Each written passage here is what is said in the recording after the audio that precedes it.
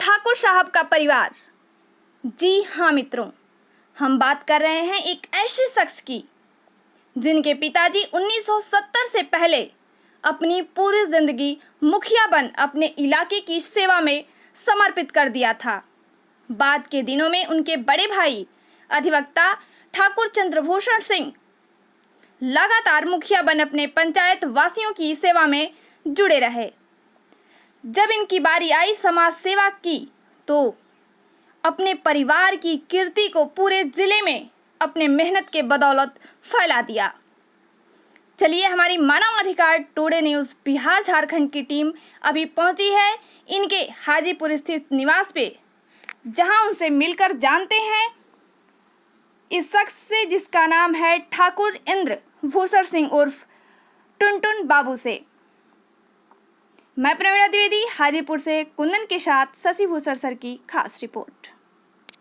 मित्रों, हमारी मानवाधिकार today news Bihar Jharkhand live की टीम पहुंची है अभी एक ऐसे शख्सियत से जो आप जानेंगे उनके बारे में। तो वैशाली ज़िले के ऐसे परिवार से आते हैं वो जिनका ख्याति 1970 से पहले भी रहा है और इन दिनों भी आज भी उसी तरह की ख्याति है। तो उस परिवार से आने वाले एक शख्स हैं ठाकुर इंद्रभूषण बाबू। उनसे अभी आप लोगों की बात कराते हैं और उनका जो व्यक्तिगत जिंदगी रहा है उस पर प्रकाश डालेंगे हम लोग आज बातचीत में।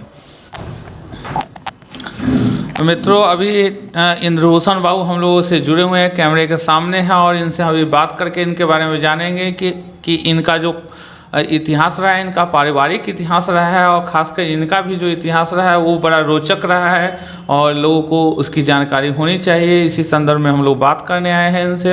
अभी बात करेंगे। सर इंद्रभूषण बाबू, आप एक जानकारी हम लोगों को देंगे कि जैसा कि हम लोगों को जानकारी है कि आपके पिताजी 1970 से पहले आजीवन मुखिया थे और उसके बाद आपके बड़े भाई साहब ठाकुर चंद्रभूषण बाबू मुखिया रहे हैं जब तक आपका क्षेत्र रिजर्व नहीं रहा है तब तक। तो आपका जो आपकी जो भूमिका रही है अपने क्षेत्रों में, खासकर वैशाली में और ग्रामीण क्षेत्रों में, वो बड़ा ही जवाबदेहपूर्ण रहा है, उसके संदर्भ में बताएंगे। सबसे पहले तो आपको बता दें कि हम लोग बचपन से ही 70 के पहले हम लोग काफ़ी छोटे थे उस समय और हमारा एक राजनीतिक परिवार, चूँकि पिताजी हमारे आजीवन मुखिया रहे, तो बचपन से बहुत सारे राजनीतिक जो उस समय के चर्चित चेहरे होते थे किसी भी पार्टी के, मुख्य रूप से पहले तो कांग्रेस पार्टी ही हुआ करती थी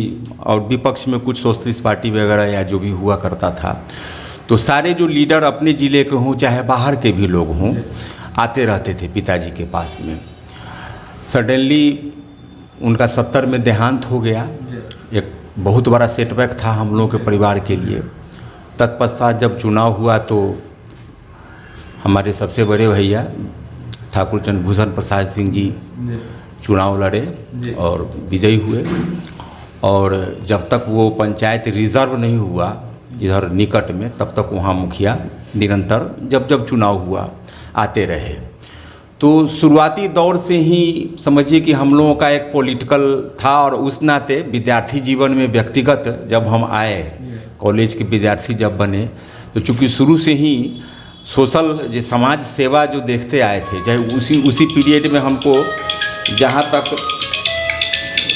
तक स्मरण है कि 74 की बाढ़ आई थी, 75 की बाढ़ आई थी, तो हम लोगों का परिवार चूँकि वो बहुत सारा सामग्री वगैरह जो आता था हम लोगों के दरवाजे पर रखा हुआ रहता था और उसको कैसे वितरण किया जाए, कैसे लोगों का जान माल की सुरक्षा हो, ये सब बात हम लोगों को था। तो एक सामाजिक सेवा भाव हमेशा से रहा, बचपन से ही रहा। अच्छी शिक्षा दीक्षा भी लिया, नौकरी करना चाहते तो नौकरी कर सकते थे, लेकिन जहन में हमेशा रहा कि नहीं कुछ ऐसा करें कि समाज के लिए एक मतलब ये सेवा भाव से रहे और उसी कारण से अब अपना जीवन अभी तक जी रहे हैं। सर एक जानकारी देंगे, राजनीतिक जीवन में भी आपका बड़ा वैशाली जिले में ख्याति रहा है। आप जो रामविलास जी हैं उनकी पार्टी से भी जुड़े हुए रहे हैं और कई कार्यक्रमों में हमेशा सक्रिय रहे हैं। लोगों के लिए आप बड़ा कौतूहल बस काम करते थे और अच्छे तरीके से करते थे। तो अभी आपका क्या चल रहा है? देखिए, रहा राजनीतिक जीवन का, तो व्यक्तिगत तौर पर हम रामविलास जी से जुड़े रहे। पार्टी नहीं भी थी उस समय से, रामविलास जी से एक व्यक्ति का हृदय का लगाव था। फिलहाल बहुत सारी परिस्थितियां बदली, अब उस गहराई में हम बहुत ज़्यादा बोलने में असमर्थ हैं, और चूँकि समाज सेवा में सब दिन लगे रहे हैं, तो वक्त आने पर आप लोगों को बताएंगे। ये तो रहेगा ही जीवन भर, और निश्चित रूप से जब कोई नई बातें होंगी तो आपसे शेयर करेंगे।